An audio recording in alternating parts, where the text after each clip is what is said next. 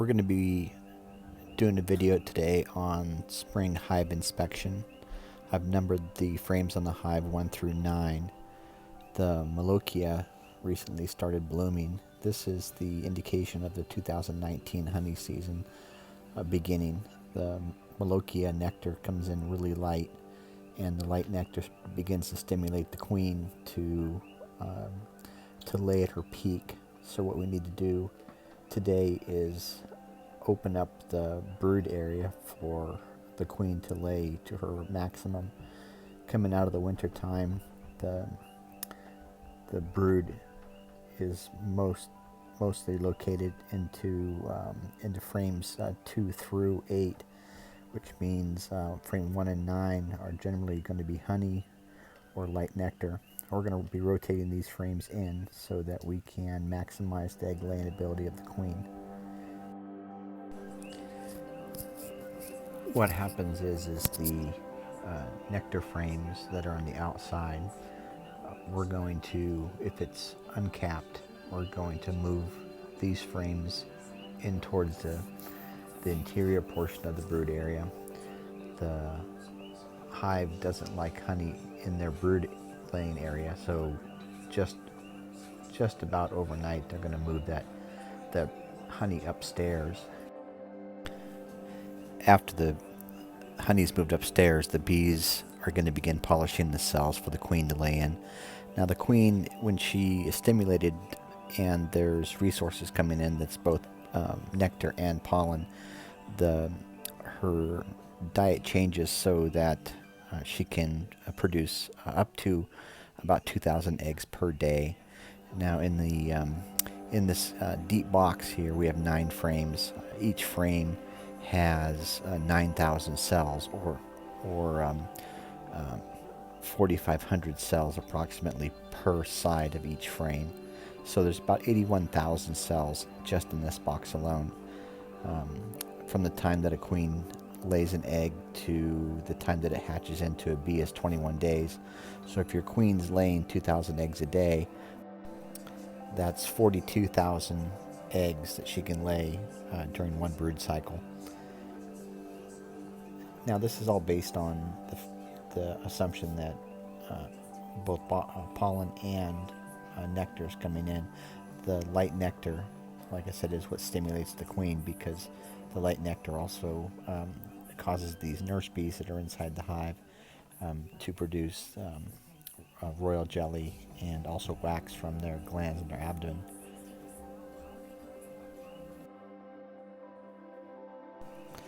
As we look at each of these frames, we need to look at a couple of specific things. One is the arch. So on any brood frame you should have honey, pollen, and brood. Honey to the outside, pollen underneath the honey, and then you have your nursery, which is your brood. So it looks like an arch. And then your brood should have eggs, larvae in all stages, and leather. The leather being the bees that are in their cocoons, pupating into an adult bee.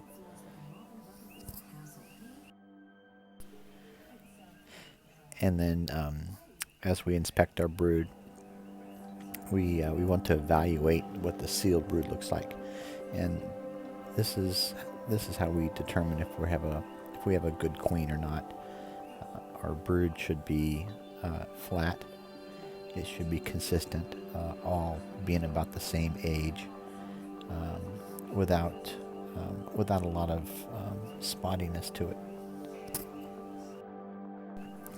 So the frame we just inspected, which was number 2, it's going to be slid into the number 1 position.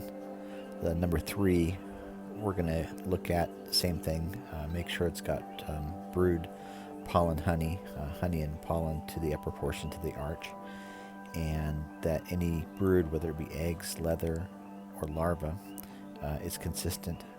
In this case, it's more sealed brood, which is leather. We're going to go ahead and put that frame back into position number 2.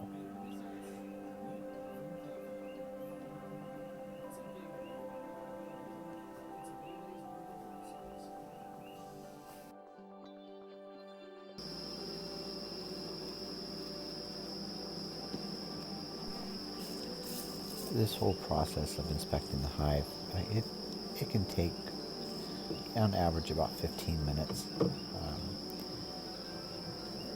It's just important to take our time because we're only looking at these hives about once every 3 weeks, and our goal is to make sure that that they're always growing, that we're always expanding the brood area for the queen to lay the most eggs that she possibly can, because the more eggs that she lays, the more bees we have gathering nectar, the stronger the hive is.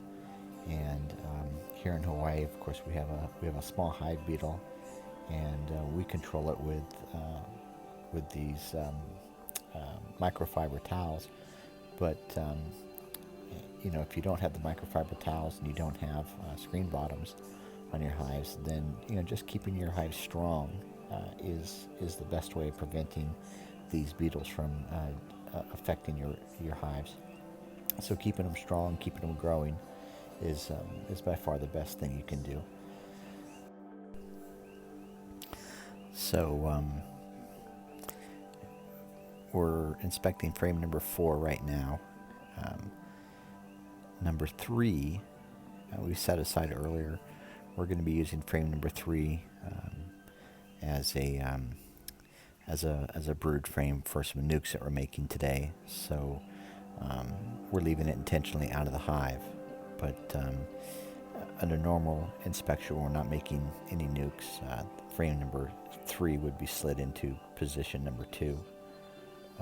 But what we're doing today is with making nukes, frame number 4, or whatever frame, depending upon if we are making nukes or not.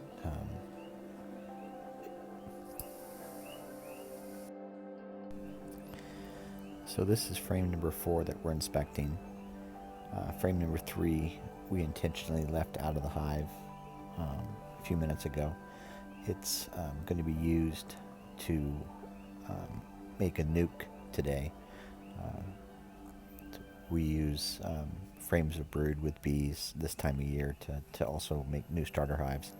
So frame number 2 went into position 1. Frame number 4 is now in position number 2.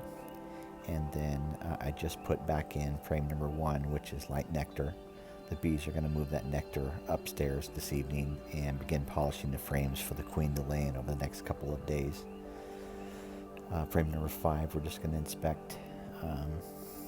It's going to be some sealed brood, probably a few more eggs, larvae. We found our queen already, so we're just making sure everything looks good, no queen cells, and so forth.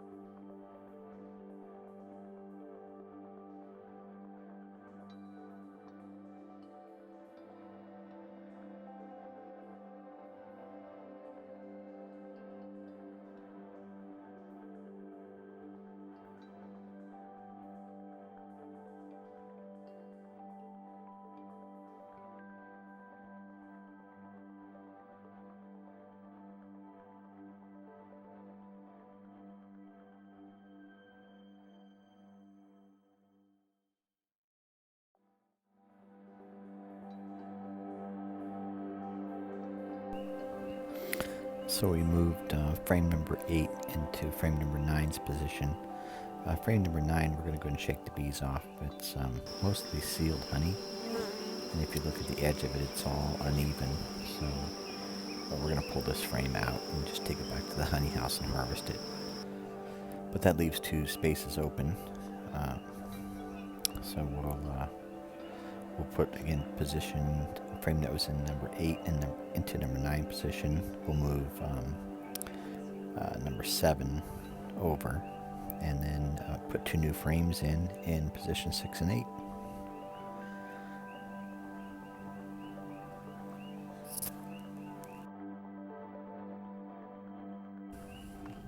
So to recap here,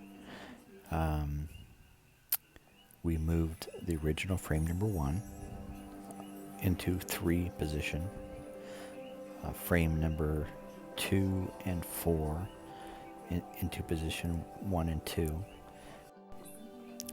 Frame number 5 and 6 were moved into position 4 and 5. Frame number 7 remains in position number 7. So 2 new frames go into position 6 and 8.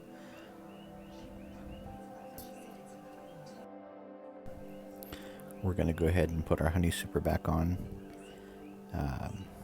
We need a frame of light honey with bees for our nuke, so we'll pull a frame of light honey out of this box and put it all back together and move on to our next hive.